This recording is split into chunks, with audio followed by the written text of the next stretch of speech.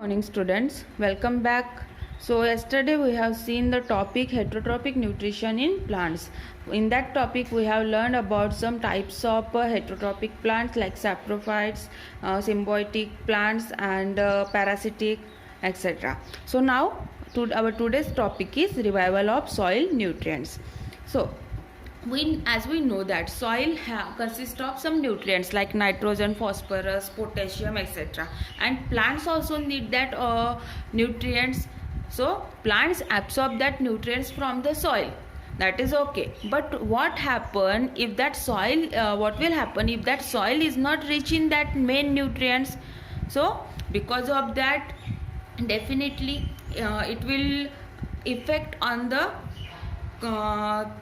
it will result in lesser yield of crop. Again, because of that, farmer should have to suffer from loss, huge loss. So and it is not possible to use that soil for repeated cultivation crops. So for using it repeatedly, that means to use it repeat again for the cultivation of crop, farmer you have to farmers have to use fertilizers to replenish the soil to ensure a good yield. So अगर कोई soil nutrients rich नहीं है, उसमें nutrients कम है, so to replenish that और to overcome that problem farmers should have to use fertilizer for such type of problems. So because of fertilizer, you know very well, fertilizer is a chemical. That means it will make soil unfertile. So there is an option for that. There is a solution, another solution for such type of problems. So the solution is leguminous crop.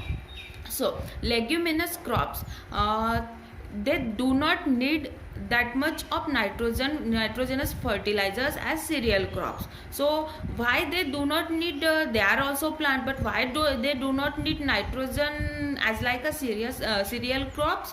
Because the roots of leguminous plant contains legumes or nodules. So it is a tumor like structure that roots of leguminous plants have, that are called as a nodules. So that nodule consists of one bacteria that is called a rhizobium. So that rhizobium, what is the use of that rhizobium? That rhizobium bacteria convert atmospheric nitrogen, that means the nitrogen present in atmosphere, into the soluble form that can be easily absorbed by the roots of that plant. And plant also provide nutrients in replacement. That plant also provide nutrients to the bacteria. So that's why leguminous plants, they do not need lot of nitrogen from soil, because they take nitrogen from the atmosphere directly with the help of rhizobium bacteria. So rhizobium bacteria, what is the function of that bacteria? That bacteria convert atmospheric nitrogen into the soluble form that can be easily absorbed by the roots of plant. So there are some examples of leguminous plants are given, that is peas, beans and pulses are example of leguminous plants. So that is a arhar, यानी तूर का जो plant होता है वो है. सो आप देख सकते हो कि ये जो सर्कल दिख रहा है आपको dot, that is a root nodule. So इसमें ही होता है that contains that rhizobium bacteria. So that nodules, root nodules helps to use that atmospheric nitrogen. So here our lesson has completed. Students, so you have to draw that diagram into your copy. The diagram you have to draw into your copy.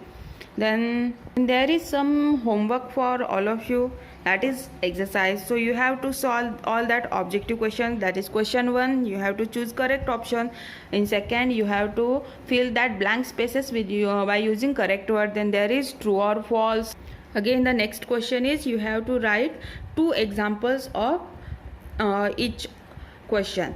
So you have to give 2 examples here. Now the question E, that is answer the following questions in brief.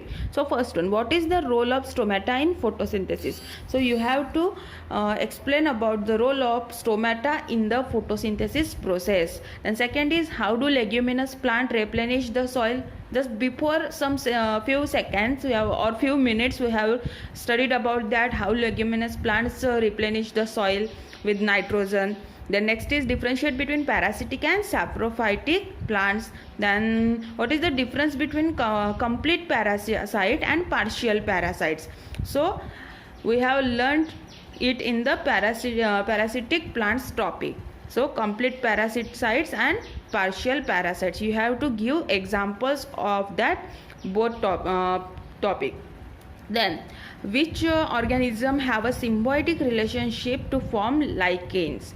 So by using, or which organisms have that symbiotic relationship to form a lichen? You have to name that organisms, and that question number F, we will see it in the next video.